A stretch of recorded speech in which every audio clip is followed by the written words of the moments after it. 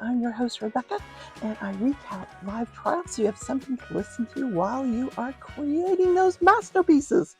Crafting, whether it's crochet or watercolor painting or diamond painting, whatever it is you do. Maybe you knit. You know what? I'd love to see your projects. I have a Facebook group. It's called Crafting Journey. If you want to join, the link is down in the description. Yeah, also, please don't forget to subscribe, hit that thumbs up button, and don't forget the notification bell. You don't want to miss a single episode. Make sure you hit all, and you won't miss any episodes. So I'm currently covering the trial of Hannah Gutierrez Reed for the shooting that occurred on the set of the movie Rust, that was written and produced and acted in by Alec Baldwin.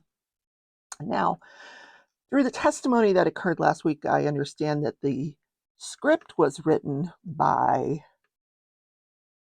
Joel Sousa, the director. I don't know how that works. I know nothing about Hollywood. Well, I'm learning more and more as we go. So I want to bring you up to speed for days 5 and 6. So I'm going to tell you about the armorer. They had an armorer expert. Now, I don't know how you can be an expert in a field where there's really no standard of care. There's no, like, you can't go to an armorer school and learn this craft. It's something you kind of learn on the job, and there's no standards for it. There's kind of like, well, this is how we do it, this is how she should do it, this is how I do it. Yeah, it's kind of really wishy-washy as far as, usually when you have an expert, they're coming in to tell you what the standard of care is in the industry. And it's usually written somewhere in some sort of process or rule, or maybe there's an organization for armorers and they tell you what the standard is. There was some suggestion by the defense attorney that perhaps the SAG, which is the Screen Actors Guild, has some thoughts on that, but he didn't elaborate. So I'm curious if that's going to come in here. In any case, this armorer expert took the stand, and he was qualified as an expert, having been in law enforcement for many, many years. After he left law enforcement, and he did the whole, SWAT team, John Wayne, law enforcement thing. And he got a call from a friend of his. Hey, do you want to come on the set? Do you want to? He wasn't asked to be the armor. He was asked to do something else, and he turned it down. And then the guy called back later, and he said, "Okay, I'll do it." He's like, "You've already told him I'll do it, haven't you?" And he's like, "Yeah, can you come do it?" I don't remember what it was, but in any case, the armorer left, and they needed an armorer, so he got into this industry. And being an armorer, nobody trained him, but he had experience with weapons, much the same as Hannah Gutierrez. She had been around guns her whole life. Her father was a famous armorer. Why didn't they call him? They haven't yet. Maybe the defense will call him, because I'd like to hear what he has to say, because he's been in this industry for a very, very long time, and I just want to hear what he has to say. Of course, he's going to be biased. It's his daughter, but I do want to hear what he has to say. So, of course, this armor expert said he felt that, one of the duties of an armorer is to do safety checks and audits of all items that come in. So when you get these items, bullets, boxes of blanks, boxes of dummies, guns, you need to inventory everything, and you need to keep a good record of that. So he said, you're also responsible for all firearm safety on the set of the film. And he was shown some clips, and these clips came from a person that had testified earlier in the week that they were doing this background filming, for a making of the movie type film. And they got a lot of clips from this, hundreds, but they went through them and they showed this one clip where the actors were kind of milling about in front of this little wood cabin. And one of the actors was a child actor, not young, probably a young teenager, a boy. And there was an actor on the set, and this guy kept saying he was a stunt. I think he was a stunt guy. So the scene required, there was two actors on the set.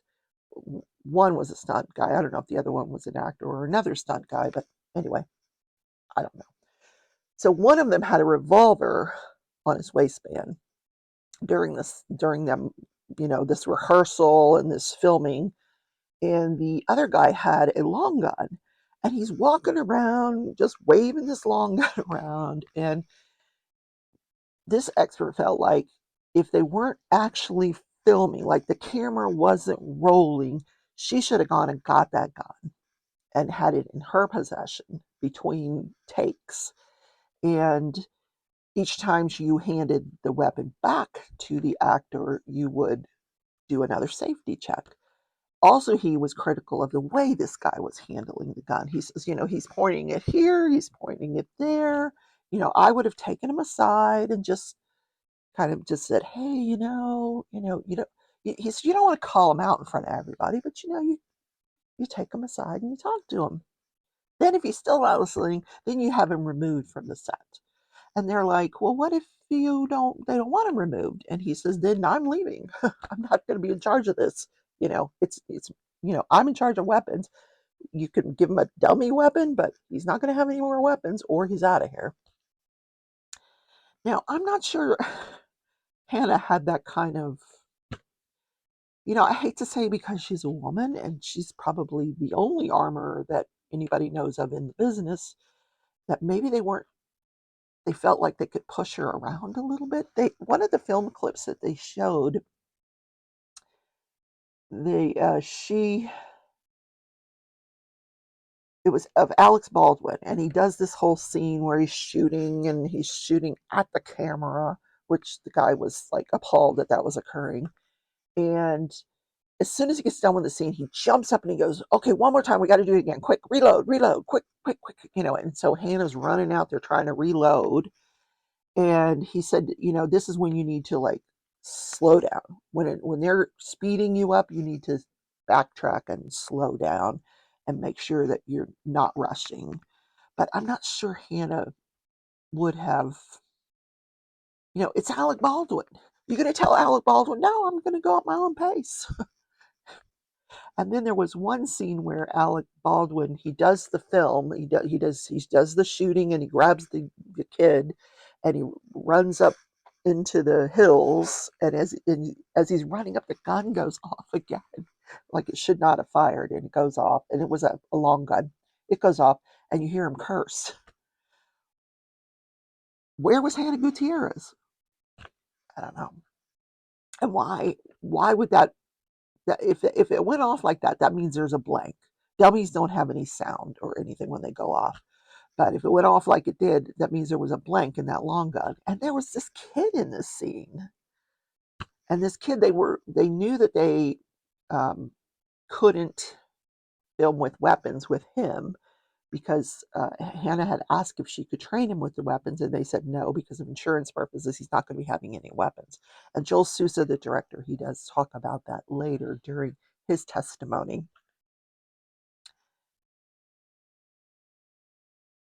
Even Alex is chastising her when he's telling her to reload. You should have had two guns loaded at the same time so you could just hand it off to me. What? So he's like telling her how to do her job. The next guy on the stand was in charge of rigging grips. No idea what that means. None. He saw the armorer's cart a couple of times, and he saw that it was unmanned. And he thought that was unusual because he's worked on sets before with other armorers, and they never leave guns and ammo on a cart unattended. And several witnesses have said this now. Then we get the testimony of Sarah Zachary. Yes, I found out her last name. Sarah Zachary was the prop coordinator. She was the head of props. And so she says, I wasn't Hannah's boss. Okay. But Hannah was supposed to work for her, helping out with props. So in that respect, she was in charge of Hannah, but she wasn't Hannah's boss when it came to being the armorer. She said no. Hannah was entirely independent on her own with the armor stuff. So she's just like washing her hands of the armor stuff. I'm just in charge of the props. But she was also asked to assist Hannah as being an armorer. And she said she had worked as an armorer before, although she didn't have a lot of experience with guns.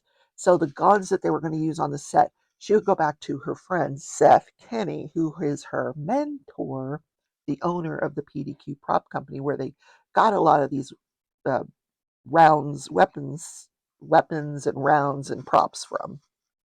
Like the prop truck was his; it was loaded with his stuff. So he was Sarah's mentor, and she would often call him for advice and to complain about Hannah. So she said she did assist Hannah with loading weapons. If there was more than one gun on the scene, she said Hannah would need help. Obviously, the scene that we watched through the last witness, there was two people. One had a pistol in his holster, and the other guy had the long gun. And I might add, during that scene, the guy with the pistol got it out and started waving it around like a pointer. Yeah, crazy.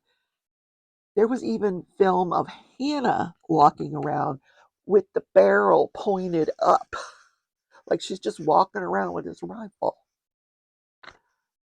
And it wasn't a rubber rifle, it was a rifle.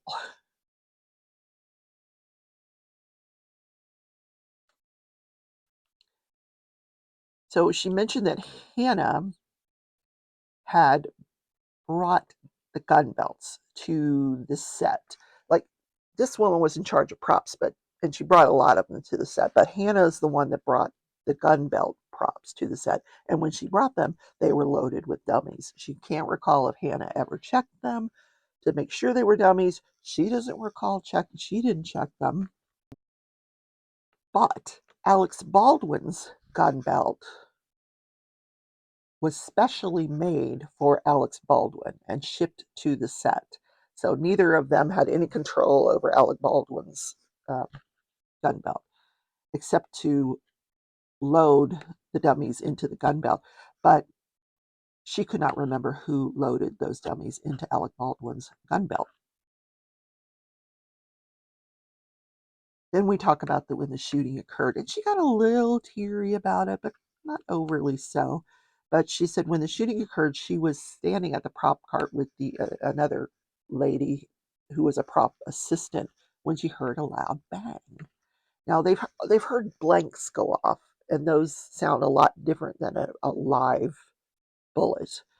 And when she heard that, then she heard someone yell to call 911, and she said she was in a state of shock. She ran into the church to look to see what was going on, and she saw Joel Souza on the floor.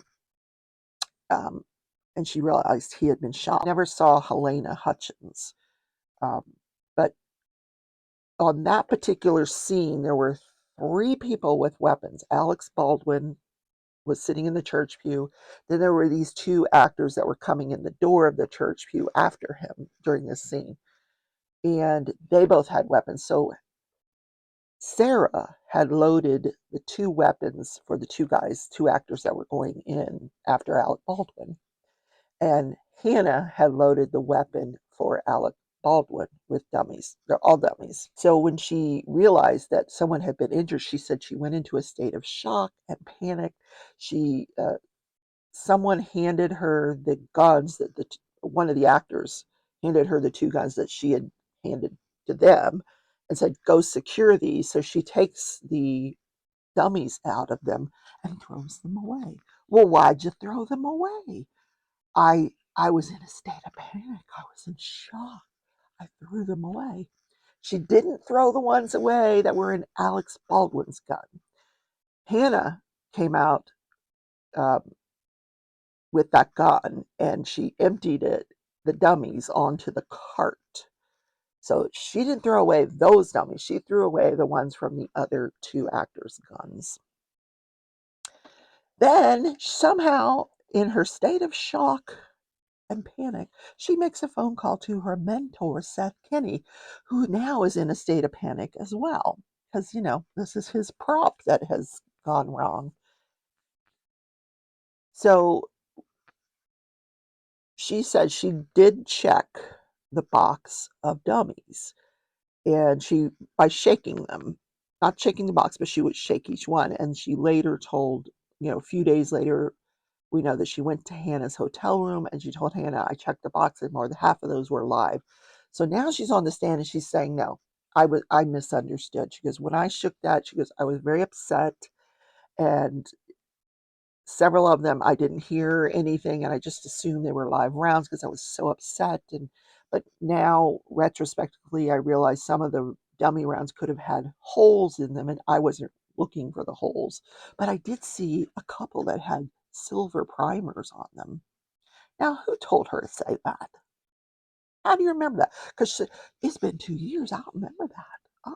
And she doesn't do this anymore. This is not her career anymore. She has gone on to another career. So she was asked on cross-examination, did Seth Kinney ask you to destroy any evidence? No. Did Seth Kinney ask you to plant any evidence? No. And on cross-examination, it was brought out that she has a cooperation agreement with the special prosecutor. In exchange for her honest testimony, she will not be prosecuted. So she has immunity to testify. And that's important because her testimony was so self-serving, entirely self-serving. And I got the impression, because the defense walked her through, you didn't like Hannah, right? You wanted to fire Hannah. And she's like, well, no. Well, I have, don't you remember saying that? And then she remembers, oh, yeah, well, but I meant from props. Yeah. But not as the armorer. No, I meant from props. So did you have a disagreement with Hannah? Well, a little one. So did this woman put a live round in this thing to get Hannah off the set? Did the filmmakers that walked off the set that morning, did they put a live round in here? I mean, who knows? Who knows what happened in this case? Nobody knows. So then she admitted later on that she had said during one of her many police interviews that I hope she's put in jail. This is outrageous. Now, first I don't remember saying that. And then of course, he pointed out, he refreshed her recollection and then, oh, yeah, I said that. What a ditz. I didn't take too much. I took her testimony with a grain of salt. I really did. So Joel Sousa, he was really interesting. And I am going to show some footage from Joel Sousa's testimony where he talks about getting shot. The first thing he made clear was, because of COVID, and it did come out that when, because this was during COVID, when everybody got to the set every morning, they had to line up. And I remember doing this several times at the hospital. You'd line up and somebody would swab your nose. It was like a quick test they could do. And if then that was positive, then there was another test that they could do. But Joel said no one ever tested positive on the set of Rust. Then he was asked, did he ever reduce the amount of people that would be required in a scene, such as the armor, because of the COVID? He goes, no, if they're required to be there, they're required to be there. I'm not going to tell them they can't be there because of the COVID. We need them. And it's been his experience that wherever the gun is, the armor is there. So with respect to the minor, I told you he had something to say about that, which I found very interesting. He says, we knew that we couldn't let this kid have a gun. So there was a scene where he shoots someone, because that's what the movie's about. It's about this kid who shoots somebody by mistake and gets convicted of manslaughter, and Rust, his grandfather or some distant relative, rides into town to rescue him. And there's shootouts and weapons. But so he was asked, well, how are you going to do that? He goes, oh, we were going to use CGI, special effects. We would have, you know, why couldn't you do that for the whole movie? Why do you need guns? Why do you need real guns? If you can CGI the teenager, why can't you CGI everybody?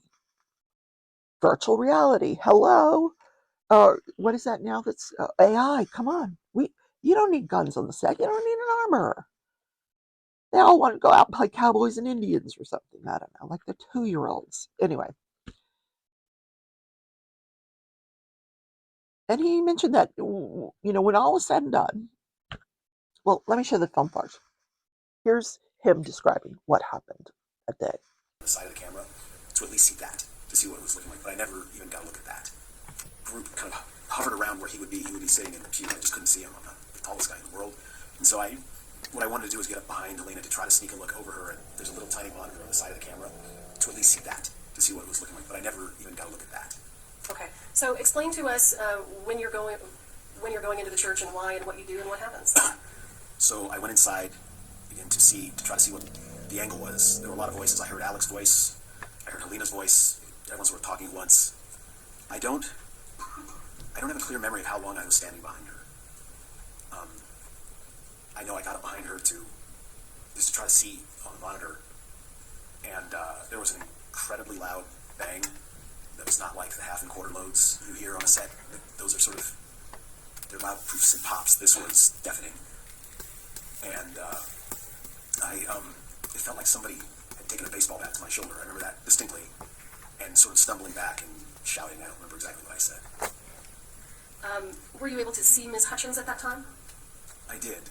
I remember sort of stumbling back, and I either fell to my knees or I was sitting, and I distinctly remember her being lowered to the ground.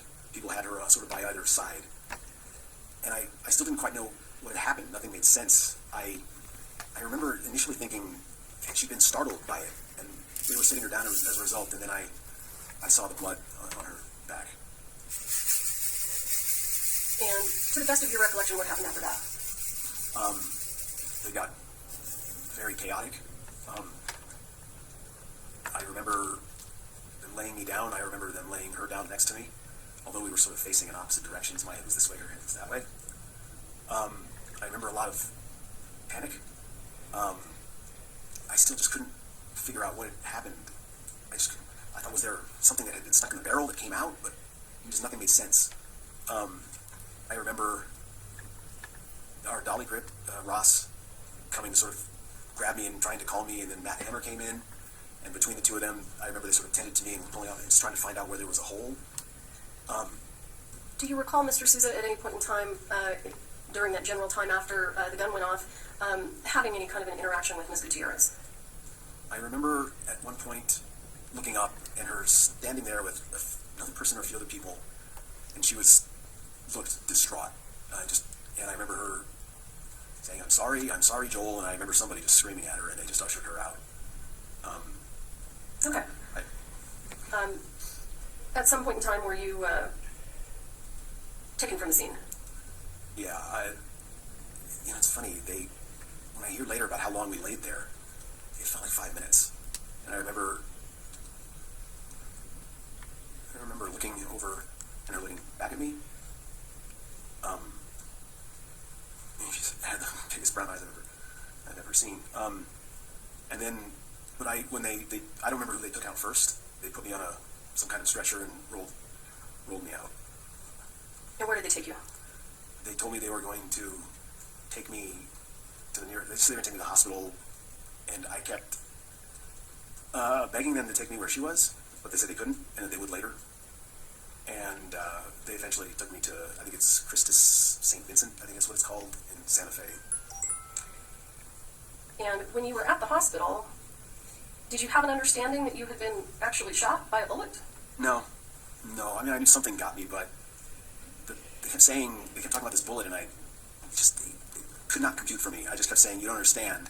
No, this was a movie set. That's not possible. You don't get it. And they kept saying, no, it is. And I just keep insisting, you don't understand, because this is not possible. It's just not possible that there's a live round. It just can't. And then they eventually and grew tired of my protesting about it because they showed me the x-ray of my back, and there was a very large bullet in it. Okay. So he said, when all was said and done, he has no hard feelings towards anybody. He said, I just believe that everybody was trying to do their jobs the best they could. I have no hard feelings. No. Now, he did admit he has limited experience with armorers. This is only his second film he had ever worked on with an armorer. And it was his belief that no one can override the armorer. If the armorer says something, you got to go with it. If the armorer says he can't have a gun, then that's just it. You can't have a gun. I thought that was interesting. Then the last person to testify for Friday was Sherilyn Schaefer, the EMT on the set. I want this job. Oh my God, what a cush job. Holy moly. She gets up at 6 a.m. Well, I don't like that part. Gets up at 6 a.m. and she goes to the set with her, bag. She's an EMT, a licensed EMT. And she can't start IVs and she can't do anything fancy like an EMT paramedic can do. But she can take vitals and hand out band-aids. And she said it was her job to make sure everybody stayed hydrated. If they had a little cut, she'd treat it. And, but this was an entirely different thing. So she gets to the set that day at 6 a.m. and she's setting up her stuff in the middle of town. So I guess everybody knows she's there. And she has some things to say about what she saw on that set during the filming of this movie, that the armorer did not secure the weapons between the scenes. So this is another person saying the same thing. Several people have said that. And that there were no safety checks. She didn't see anybody doing a safety check before handing the guns to the armorers. But there was a safety meeting that morning. So she said she gets there at 6 o'clock. She's setting up. And then she got wind that they weren't going to be starting filming right away, that there was a delay because the film crew had walked off. And so she wandered over there to where the film crew was loading up their stuff to leave, and, figured out what was going on. And then she goes back to her place. And then she did hear the gunshot later on that after, that right after lunch. She heard the gunshot and she immediately gets her bag and she runs to the church, and she gets in and she sees Helena. And at that point, Helena, they had lowered her to the ground, but she was like sitting, leaning on a pew, and people were busy moving pews around. And this woman told everybody, clear the room. If you're not needed in here, you need to get everybody out. If they're not doing something, get them out of here. And she took her trauma shears. She had somebody go back and get her trauma bag and bring it to her. And she took her trauma shears, cut off Helena's jacket. Helena's talking to her, and actually kind of refusing treatment. Like, she's trying to put oxygen on her. She's trying to hold, bandages up against the wound. When she cut it off the back, she knew right away it was a through and through because she saw that Joel had been shot. And she told someone to go get this other guy she knew had EMT or medic experience in the military. Go get him because I can't handle two patients. So this person came and she assigned him to handle Joel. And then she took care of Helena. And once she got the wound packed with, pressure on the back wound, she realized there was a front wound. She knew it was through and through, but she realized she didn't know where the front wound was. But when she found it, she was trying to treat that as well, trying to just put pressure on it, hold oxygen on her. Eventually, she said they got her down on the floor, but she kept trying to push the oxygen off. She said she didn't want anybody touching her. This is the person that said, listen, we're going to need 2 ambulances. We're going to need a helicopter. She said she knew that this was a trauma that she could not be treated anywhere locally, that she had to go to Albuquerque. And she was not the person who intubated Helena Hutchins, because we know that whoever that was didn't do it right. And that's probably why she died. But she is suing the producer, she's suing Alec Baldwin, she's suing the armor, she's suing everybody. Even Sarah, our friend Sarah. She's suing Sarah too for extreme emotional distress. So this was really interesting because they're asking, she goes, "Can I elaborate?" And of course, they had to have a sidebar about that. So finally, the prosecutor comes back from the sidebar and says to her, "Okay, the judge is going to allow you to go ahead and elaborate." So she goes, "Well, that night when I got home, I went into my baby's bedroom and I looked at him and I thought, oh my God, I couldn't save that little boy's mother's life," or, the child of Helena Hutchins. And the judge is like, "Whoa, whoa, whoa, whoa, whoa. That's not what I expected. I did not expect for you to say that. I'm striking that. Jury, you need to disregard that whole thing. Just disregard it." Yeah, she was playing the sympathy card. Yeah, interesting. And did I mention there was a safety meeting that morning? Yeah, they did have a safety meeting. Anyway, so that's where we're at. I hope you enjoyed this recap. I'll take a look at today's testimony. I understand Seth Kenny, Sarah's mentor and the owner of the prop company that supplied the bullets, is on the stand this morning, and I'll recap that for you tomorrow. Have a wonderful day, everybody, and I'll see you then. Bye.